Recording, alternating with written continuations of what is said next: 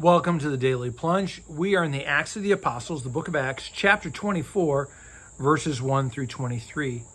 Now, the Roman governor, Felix, sends word that he has Paul in custody at his palace in Caesarea, and he sends this word to the ambush conspirator, the high priest Ananias.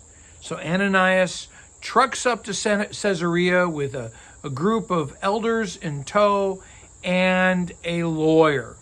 And the lawyer is actually named, his name is Tertullus. Maybe he had billboards around Jerusalem, maybe he's one of those kind of lawyers. Anyways, when the trial begins, the lawyer does all the talking for Ananias and his crew. And he says, Paul is a troublemaker. He's a riot stirrer-upper.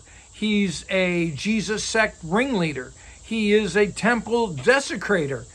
And that's his opening argument, and all the other Jews pile on, making these accusations against Paul. And Paul says, all these accusations are baseless. I went to go worship. I wasn't doing any arguing. I wasn't stirring up any crowds. I'm a follower of the way, which is the people of Jesus.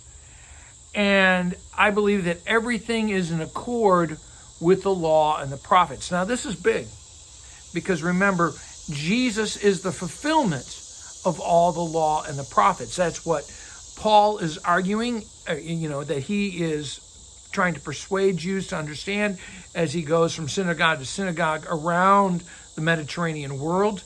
We remember when Jesus was at the Mountain Transfiguration and he met Elijah and Moses, the prophets and the law being fulfilled in him. But Ananias and his crew, they reject that. And he goes on. Paul makes this amazing statement. I have the same hope as these folks over here in God of a resurrection to judgment.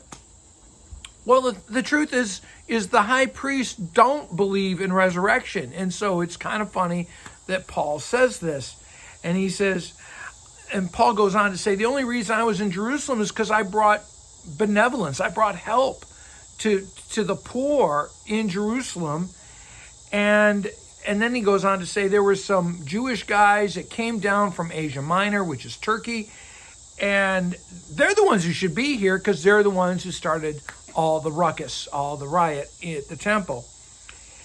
And he said, if I'm to be accused of anything, it's the one thing I shouted when I was on trial before that guy, Ananias, and his cronies over there.